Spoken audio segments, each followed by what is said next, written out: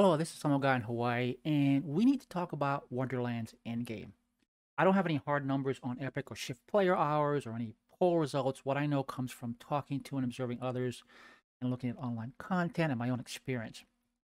But most of that tells me that a lot of people are either bored or frustrated or both, which is weird because Wonderland's base game is great. The story and characters are fun, the game mechanics are stellar, and Chaos Chambers are, in my opinion, one of the best endgame activities the franchise has ever seen.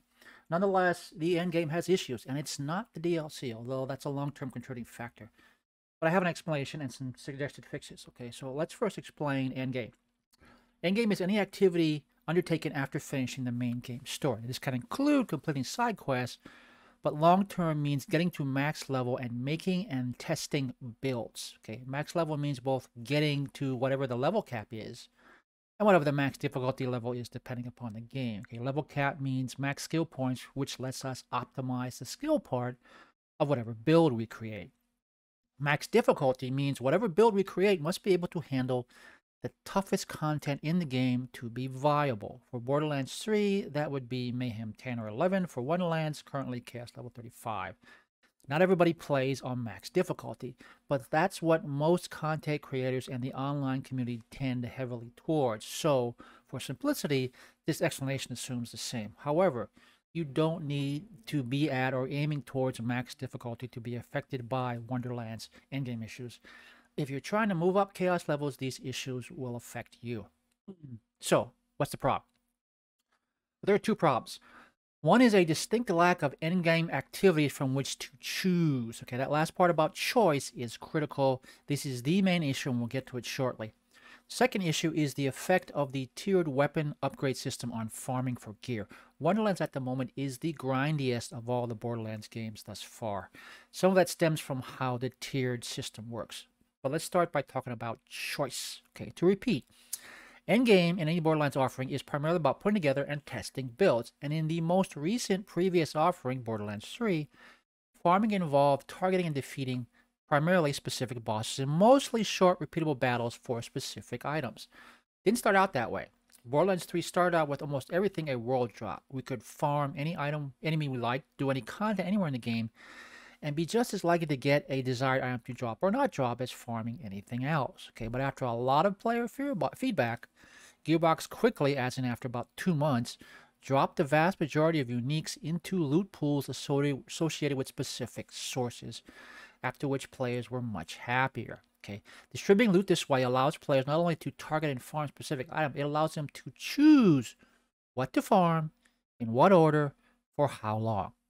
Get tired of doing one thing, go do another. It provides a variety of choices which can counter farming fatigue and burnout. Okay, my general rule of thumb is 50. If after 50 runs, a particular boss I have not gotten my desired gear, I move on to farming something else. Maybe come back to that first boss tomorrow, okay? If we get tired of farming the same bosses for gear for one character, we can choose to switch to a different character with different gear needs and farm different bosses. Okay, we have a variety of options, a variety of activities from which to choose. Okay, what happens when we get to Wonderlands?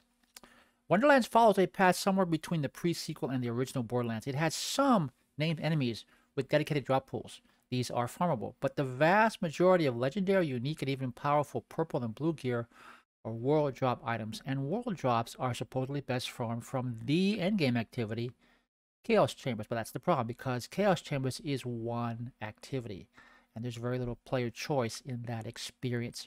Yes, there is variety in the runs themselves by mixing and matching enemy types, map types, end bosses, and other modifiers, some optional. Gearbox has essentially applied its groundbreaking gear generation system to mission generation. For all practical purposes, every Chaos Chamber run is different. There is almost infinite variety in those experiences. Weekly feature run aside, though, almost everything in those runs is randomly generated. And except for a few minor choices within each encounter and the bunnies in the loot room after the run, there's nothing to choose. Yes, once in the loot room, crystals can be redeemed for specific gun and gear types. Okay, 500 crystals gets us 4 items usually of a type of our choosing. But those redemptions spawn random items of that type from the entire world drop pool. Okay, if our loot luck is high enough, the drops will trend more towards higher rarity items. but it's still pulling from the entire world drop pool for that item type. We go into Chaos Chambers looking for a specific piece of gear. Let's say it's a pistol. And after a few hours, we haven't gotten it. We decide to focus on a different piece of gear. Let's say it's an armor piece. What do we do now? Chaos Chambers. Let's say we get tired of farming with and or for that character and switch to a different character, like the Borderlands 3 example I just mentioned. Okay, what do we farm to get gear for this other character? Chaos Chambers. Okay, one activity, no other options. There's also a risk reward issue. Featured runs aside, Chaos Chambers are high risk versus reward from a time investment standpoint. With any previous Borderlands offering, farming a specific boss or a takedown is a known quantity, and knowing what we're up against, we can tweak our build and tactics to maximize our chances of successfully farming that content. Okay, farming individual bosses is a quicker, repeatable activity where failure is a minor inconvenience. Okay, Chaos Chambers runs average 20 to 30 minutes, more if doing an extended run. This is on par with a Borderlands 3 takedown. But failing the second half of a takedown resets us back to the halfway point, and we can keep on going. And again, known quantity. Fail a Chaos Chamber run, however, and we get nothing. We lose any crystals collected and don't go to the bunny room. Our 20 to 30 or more minutes are effectively wasted. Okay, looked at another way, not only do we not get to choose who we face in Wonderlands, we do not get to choose who we avoid.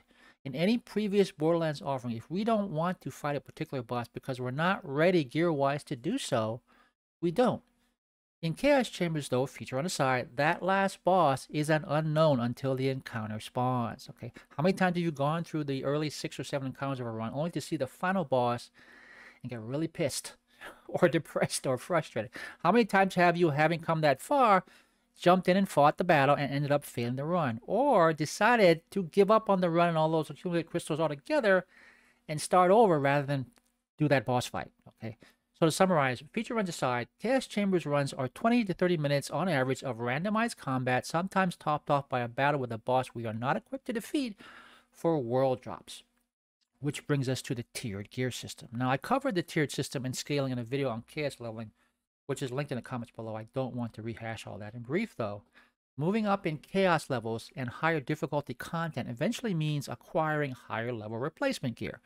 First chaotic, then volatile, with primordial available at level 35. There's at least one more to go after that. Okay, but that gear is not guaranteed at any point. The chances of getting chaotic gear are much better at chaos level 19 than they are at level 1, but it's still a chance. It's not guaranteed.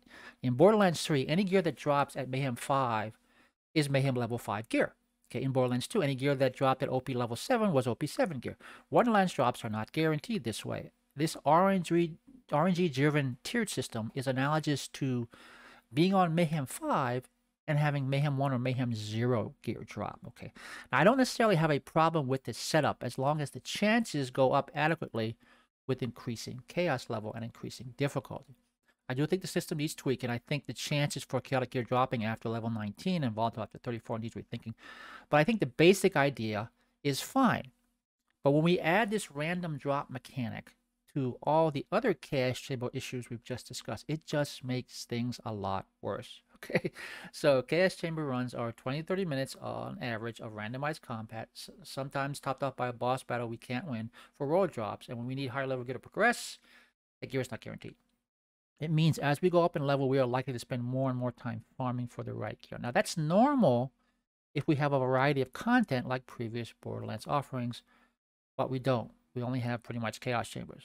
Okay, so that's the problem as I see it, and it's pretty bad. And the way the first four DLCs appear to be structured, small injections of more variety and hence randomness into chaos chambers will not help. They'll make it worse. So what can be done? Well, the good news is Wonderlands is less than 2 months old, and there are things Gearbox could do. One obvious fix is assign more unique items to named enemies as dedicated drops. Gearbox did this in BL3 early on, as mentioned. They need to do it here. Some gear should remain as Chaos Chamber exclusives that only drop from certain enemies in the Chaos Chamber, but the majority of uniques should drop at a higher rate from specific named enemies outside the Chaos Chamber. Okay, this will make Chaos Chambers less about grinding for gear and more about testing our build against the toughest content that could present us with any number of randomly generated challenges for which we need to be ready. Okay, the bunny loot farm at the end can remain an extra reward for our hard work and as an alternative way to farm. It just won't be the only way to farm. Next, Gearbox should consider adjustments to the tiered gear drop rates, like I mentioned. I already talked about how the tiered system, by its very nature, already aggravates the limited end-game grind. Okay.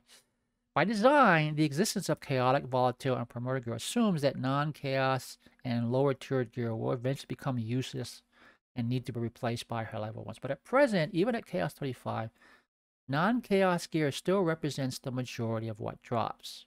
Okay, whatever the relative drop rates of chaotic, volatile, primordial, and beyond gear at a given level, I think the rate at which non-chaos gear drops needs to go down faster. Non-chaos gear should not make up the majority at Chaos 35. Eventually, the same thing happens to some, if not most, chaotic gear. Okay, maybe the chaos gear drop rates need to be higher. We don't necessarily need to guarantee chaotic or volatile gear at any given level, but maybe the rates of chaotic and volatile gear need to keep going up before they start going back down like they do now. Okay, maybe it won't be a big deal if most loot is distributed to named enemy loot pools. Assuming that doesn't happen, though, the system needs some kind of adjustment. Okay, I'm not really sure what needs to be done here. I just know that the current percentage of effectively unusable gear that drops higher at higher levels to include Chaos 35 still feels excessive. It still adds way too much to the grind. Okay, those are two quick fix suggestions. Long term, though, Gearbox needs to put out more endgame content not tied to Chaos Chambers. Okay, this, of course, involves long-term planning and production.